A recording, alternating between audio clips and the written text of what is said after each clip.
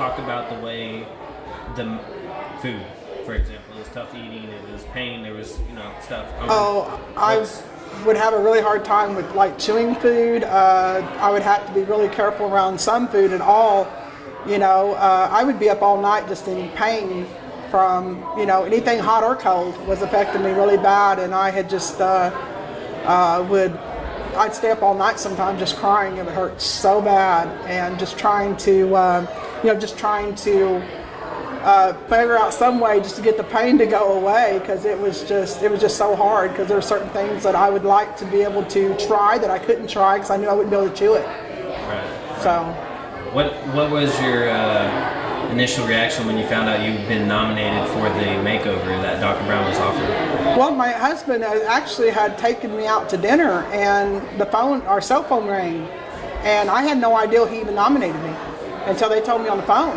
And he handed the phone over to me, and I said, "I want what?" And they said, "You're top 10." I said, "10 of what?" And they told me what was going on, and then by the evening I was in the top 5, and I just started crying immediately, because I was just like, I didn't even know he'd done it, and I thought it was so sweet that he would do that, because he knew how much pain I'd been in. How's your confidence level changed since the procedure? How's my what level? Your confidence. Oh, everyone told me that it has really just boosted my confidence to, I feel a lot more confident than I did before. I mean, I feel like that, I guess it don't make me feel like I felt ugly before, to be honest, because my teeth were so bad, they were broken off, and I had a lot of them, the backsides were gone, and I'd lost most of my top teeth, so I wouldn't smile a whole lot, and I'd tell people, don't take pictures. It's kind of, because my grandkids would want to take pictures with me or something like that, and I'd take pictures with them, but I really couldn't do a full smile like I can now, because, my teeth were so bad. Right. People in the community, like Dr. Brown, to donate his time and services.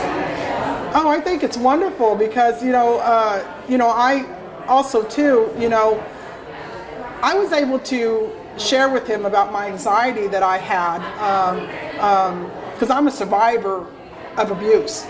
And I had shared with him that I had anxiety about, the dentist and things like that. And I think what I like most of all is that he made eye contact with me.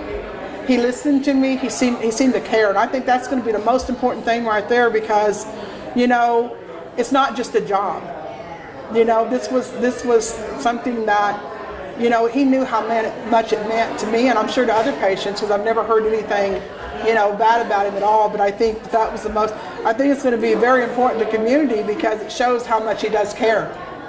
And that's important. I mean, I want to go to someone that cares for me and cares about their job and loves their job, not go to somebody who just, it's just money to them.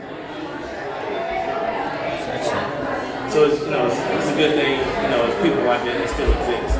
Yes, it is, because the world we're living in now, it's take, and it's so nice to see ones that say, "Hey, I'm here to give," and not expect it. And it's just been really experience for me, because the staff has been so wonderful to me. I mean, there's times that I've called and said, "I'm in so much pain, and my mouth's sore," and they drove up here on a Saturday and met me up here to fix it so I wouldn't have to stay in pain all weekend. I mean, that's caring, I mean, because they could have just said, "Sorry, can't help you till Monday," but they didn't do that. They met me up here, and just been so sweet to me. It's really been touching to my heart. Anything else we want to add or say, or is something we didn't quite touch on, you want to elaborate on? I do want to share one thing, is that I do want to share with those who listen to the radio station, Safe 101 Talk Radio that I'm on, is that it's okay to get damage fixed that's been done to you. Because I talk to a lot of them, that's listeners that have been through abuse and domestic violence and things like that, and they've got a lot of damage done, and sometimes their self-esteem is so low, like mine was, and they're kind of afraid to go and get those things fixed. And it's okay, and there are good people out there that will help you, and that there's nothing wrong with that it's okay to be fixed on the inside and outside too. Just last question I just thought about.